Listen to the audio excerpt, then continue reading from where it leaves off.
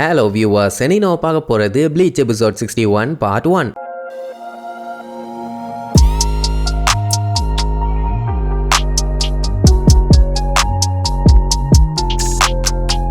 Hi மிஸ்டி நேரம் families, கொஞ்ச நாளாவே உடம்பு சரியில்லை, அதனால தான் வீடியோவும் போட முடியல.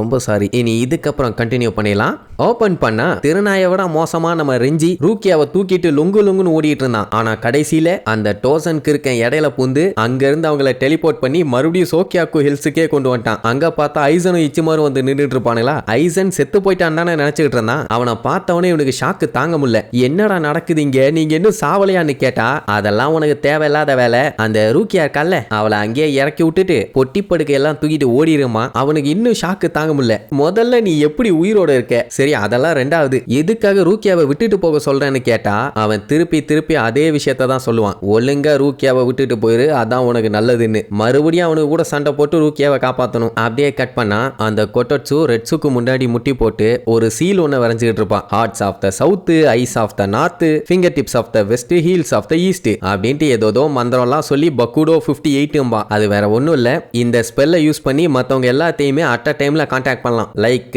கான்ஃபரன்ஸ் கால் போட்டு பேசுற மாதிரி. யார்ட்டெல்லாம் மற்ற கேப்டன்ஸ், லெப்டினன்ட்ஸுங்க, இன்னும் பெரிய ஆஃபீஸர்ஸுங்கன்னு கிடைக்கிறவங்க எல்லாத்துக்கூடையும் கனெக்ட் பண்ணி இவங்க என்னென்னலாம் பிரச்சனை இது வரைக்கும் ஃபேஸ் பண்ணாங்களோ அது எல்லாத்தையுமே சொல்லுவா. மெயினா இந்த ஐசனோட விஷயம், அவன் வந்தது, இப்போ அவன் எங்க போயிருக்காங்கிறது, அப்படி இப்படின்னு ஒண்ணு விடாம இதை அவங்க ஆளுகளுக்கு மட்டும் சொன்னா பரவாயில்ல, நம்ம ஆளுங்க இருக்காங்கல்ல இச்சிகோ அவனோட ஃப்ரெண்ட்ஸுங்க, அவங்களுக்குமே இன்ஃபார்ம் பண்ண சொல்லுவா. சரி ரெட்ஸோ என்ன பண்ண போறான்னா, நம்ம ஹினோமாரி ஹிட்சுகா எல்லாம் உயிருக்கு போராடிட்டு இருக்காங்க, அவங்க எல்லாத்தையுமே காப்பாற்ற போறாளாமா. சரி ரைட்டுன்னு சொல்லிட்டு இங்க கொட்டட்சோ என்ன பண்ணுவா, பயங்கரமா ஸ்பெல்ல போட்டு எல்லாத்துக்கூடயுமே கனெக்ட் பண்ணுவா. கனெக்ட் ஆயிருச்சுன்னு தெரிஞ்ச உடனே அத்தனை பேருமே ஷாக் ஆகி என்ன ஏதுன்னு கேட்டுட்டு இருப்பாங்க. 13 கோட் கார்ட் ஸ்குவாட்ஸோட கேப்டன்ஸுங்க, லெப்டினன்ட்ஸுங்க, ஆபீசர்ஸுங்க, ஏன் வெளியில இருந்து வந்த யோகாஸ், அதான் நம்மளுங்க. நான் தான் கொட்டட்சு, ஸ்குவாட் 4 சேர்ந்த லெப்டினன்ட். இது ஒரு பெரிய எமர்ஜென்சி அனௌன்ஸ்மெண்ட். ஸ்குவாட் 4 சேர்ந்த கேப்டனான ரெட்சுவும் நானும் ஒரு பெரிய உண்மையை உங்ககிட்ட சொல்லணும். ஐசன் நம்ம எல்லாத்தையுமே ஏமாத்திட்டான்னு சொல்லிட்டு இருப்பாளா. சண்டை போட்டுட்டு இருந்தாங்களே நம்ம ஜூஷிரோவும் ஷுன்சுயும், அவனுங்க கேட்டீங்களா யமாமோட்டோ, நல்லா கேட்டுக்குங்க, நம்ம எதிர்பாராத பிரச்சனை அங்க ஒன்று போயிட்டு இருக்குது. இந்த டைம்ல இந்த வேலை வெட்டி இல்லாத சண்டை எல்லாம் நமக்கு தேவைதானா அப்படிங்கும் போது அந்த ஆளு கொஞ்சம் சைலண்ட் ஆவான். இங்க ரங்கிக்கு பாத்தீங்கன்னா கேப்டன் தோத்துட்டாங்களா, நம்ப முடியலையே அப்படின்னு ஷாக்ல போயிட்டு இருப்பா. இன்னொரு விஷயத்த நம்ம மறந்துட்டோம், இவளுக்கும் அந்த இஸ்ருக்கும் சண்டை போயிட்டு இருந்துச்சுல்ல, என்னடா ஆச்சுன்னு பார்த்தா அங்க அவன் அடி வாங்கி பேன் உட்காந்துக்கிட்டு இருப்பான். ஸ்வாடோட வெயிட் எல்லாம் ஏத்தி விட்டு பயங்கரமா சீனை போட்டுட்டு இருந்தான். ஆனா கண்ணா பின்னான்னு அடி வாங்கி இப்ப மண்ண கெவிட்டான் போல. அட வேற ஒண்ணும் இல்ல, ஹினோமாரிய கொல்ல மாட்டேன்னு சொல்லி இவங்கிட்ட ஏதோ அந்த இச்சிமாரு டீல் போட்டிருக்கான். இப்ப அவ செத்துட்டான்னு தெரிஞ்சவன ஷாக்ல உட்காந்துக்கிட்டு இருக்கான். ஹினோமாரிய ஒன்னும் பண்ண மாட்டேன்னு தான்டா சொன்னீங்க, ஏன்டா அப்படி பண்ணீங்கன்னு அங்க கொட்டட்சு ஒவ்வொரு மேட்டரா சொல்லிட்டு இருக்கா. அதான் சென்ட்ரல் 46ல எல்லாத்தையுமே போட்டு தள்ளிட்டாங்கல்ல அந்த விஷயம். அது மட்டும் இல்லாம ஐசன் இவங்க எல்லாத்தையுமே ஏமாத்தி இருக்கானே, டோசனும் கூட சேர்ந்து எல்லாத்தையும் ஏமாத்தி இருக்கான். இது எப்படி நடந்துச்சுன்னு எல்லாம் கடுப்புல இருப்பாங்க. அந்த டைம் இந்த மயூரி பையில காட்டுறாங்க. இப்பதான் அவன் லேப்ல அவனோட பாடியை கம்ப்ளீட்டா ரெடி பண்ணி முடிக்கிறான். ஏன்னா இஷிடாவோட அடி எப்படி எல்லாத்தையும் கேட்டீங்களா, என்ன பண்ணலாம் கேப்டன் கேப்பா. அவன் எனக்கு இதுல எல்லாம் இன்ட்ரெஸ்ட் இல்லைன்னுவான். அப்பதான் அவனோட உண்மையான மூஞ்சியே காட்டுறாங்க. கொஞ்சம் கொடூரமா தான் இருக்குது. அதே நேரம் இங்க நம்மளுங்க அடிபட்ட இச்சிகோ கூப்பிட்டுக்கிட்டு கீழே இறங்கிட்டு இருக்கும் போதான் இந்த நியூஸை கேட்டிருப்பாங்க. இது உண்மையா இருக்குமா இல்லையான்னு ஒரு டவுட். ஏன்னா இவங்க கிட்ட எதுக்கு அவங்க சொல்லணும், இச்சிகோவும் நம்ப மாட்டான், காஞ்சுவும் நம்ப மாட்டான். ஆனா இஷிடா தான் இல்ல அவங்க உண்மையா தான் சொல்றாங்கம்மா. எப்படா சொல்றேன்னு கேட்டா, ரூக்கியாவோட ஸ்பிரிச்சுவல் பவர் நம்ம எங்க இருந்து வந்தோமோ இப்ப மறுபடியும் அங்கதான்டா இருக்குதும்பா. அவனுக்கு தூக்கி வாரி போடும், மறுபடியும் முதல்ல இருந்தான்னு. அதே நேரம் இங்க ஐசன் அப்படியே ரெஞ்சிய முறைச்சிட்டு இருப்பான். ஏன்னா அவன் விட்டுட்டு போக சொன்னான்ல, இவன் சொன்னவன அவன் கேட்டுருவானா, முடியாதுடா மாங்கா, உன்னால என்ன முடியுமோ பண்ணிக்கிடா போட்டு அப்படிம்பானா. உடனே இச்சுமாரு பொழந்துடலான்னு கத்தி எடுக்க போவான். அவன் இவனுக்கு அதெல்லாம் ஒண்ணு வேண்டாம், நானே பாத்துக்கிறேன், ரொம்ப அட்டம் பிடிக்கிறான். நான் உன்கிட்ட முதலே சொல்லிட்டேன் ரூக்கியாவை விட்டுட்டு இங்க இருந்து கிளம்புன்னு, நீ கேட்க மாட்டேங்கிற.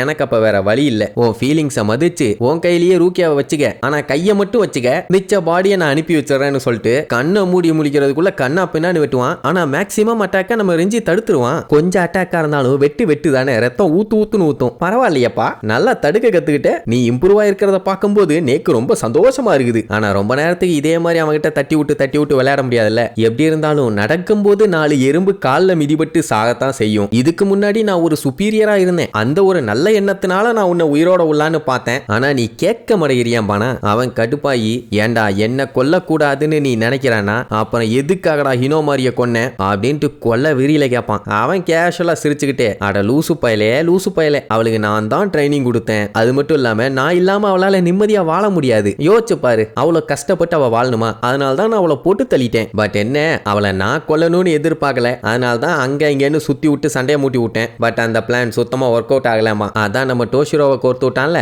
அதனால தான் வேற வழி இல்லாம கொண்டுட்டேன் அப்படின்னு ஒன்னு இவனுக்கு கொல்ல காண்டாவும். அப்ப நீ தான் பின்னாடி இருந்து கிராவையும் ஹினோமாரியவும் ஏத்தி விட்டுருக்க அப்படின்னு ஒன்னு, உன்னையும் நான் தான்ப்பா கிள்ளி விட்டேன், மறந்துட்டியாம்பா. எனக்கு இப்ப நல்லா தெரிஞ்சு போச்சு, நீ கேப்டன் ஐசன் இல்ல, அவர் நல்லவர். ஆனா நீ என்ன சொன்னாலும் சரி, நான் ரூக்கியாவை உங்ககிட்ட ஒப்படைக்க மாட்டேன், அதுக்காக என் உயிரே போனாலும் பரவாயில்லம்பா. அப்ப ஐசன், நீ பார்த்த ஐசன் நான் இல்லங்கிறியா? கரெக்ட் தான், நான் அந்த ஐசன் இல்ல அப்படின்னு ஒன்னு நம்மளுக்கு கொஞ்சம் ஷாக் ஆகும். அப்ப அவன் உடம்புல ஏதாச்சும் ஆவி பூந்துருச்சான்னு. ஆனா அப்படியெல்லாம் இல்ல, அவன் பார்த்தது ஒரு இல்யூஷன் ஆமா, உண்மையான ஐசனே இவன் தான் நடிச்சுக்கிட்டு இருந்திருக்கான். சொல்ல போனா அப்படி ஒருத்தன் இல்லவே இல்லை. உடனே இதை கேட்டு கடுப்பாயி ரெஞ்சி பயங்கரமா அவன் ஸ்வாட வச்சு அட்டாக் பண்ணுவான். அவன் அங்கிட்ட இங்கிட்ட நகரலாம் மாட்டான், நின்ன இடத்துல இருந்தே அசால்ட்டா தடுப்பான். அது மட்டும் இல்லாம நீ எவ்வளவுதான் அட்டாக் பண்ணாலும் அது வேஸ்ட் ஆஃப் டைம் அப்படின்பான். அவன் கேட்காம மறுபடியும் அட்டாக் பண்ணுவானா, லூசு பயலா இருப்பான் போல அப்படின்ட்டு அவன் ஸ்வாட வெறும் கையை வச்சே பிடிச்சிருவான். நமக்கே நல்லா தெரியும், ரெஞ்சியோட ஸ்வாடு பாத்தீங்கன்னா நல்லா லென்த்தா கயிறு மாதிரி நீளமா போகும். அதை வெறும் கையில பிளாக் பண்ணவன அவனுக்கு பயங்கர ஷாக்கு. உங்க 3 பேர்த்துல நீ ரொம்ப தொல்லை பண்ணிட்டு இருக்கிய ரெஞ்சி,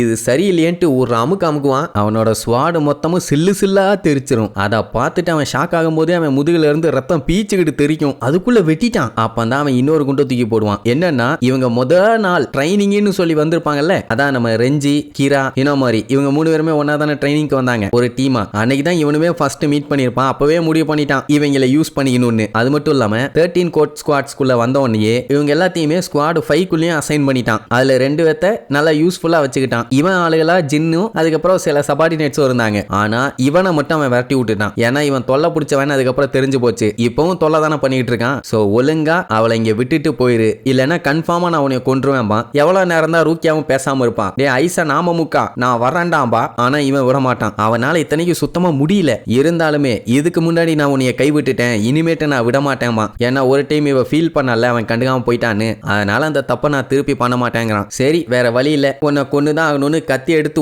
ஓங்கி தலையில வெட்ட போவான். சட்டக்குன்னு இடையில ஒரு பிளாக் ஸ்வாட் வந்து தடுக்கும். கருப்பு கலர்ல ஸ்வாட் வச்சிருக்கிறது யாரு? நம்ம இச்சுக்கோ வாச்சே. ஏன்டா அறிவு கட்டவனே, என்னடா கரப்பாம்பூச்சி மாதிரி அவன் காலை சுத்திக்கிட்டு இருக்க, ரூக்கியாவை தூக்கிட்டு ஓட தெரியல, அவன் என்ன அவ்வளவு வெயிட்டா இருக்காளா? சரி என்ன கன்றாவியோ, ஆனா உனக்கு நான் ஹெல்ப் பண்ண வேண்டாம் வந்த ரெஞ்சி அப்படின்ட்டு கெத்தா சொல்லுவான். இனி இதுக்கப்புறம் ஃபைட்டு அனல் பறக்க போகுது. அது எப்படி என்னன்னு அடுத்தடுத்த எபிசோட்ல பார்க்கலாம். டாடா.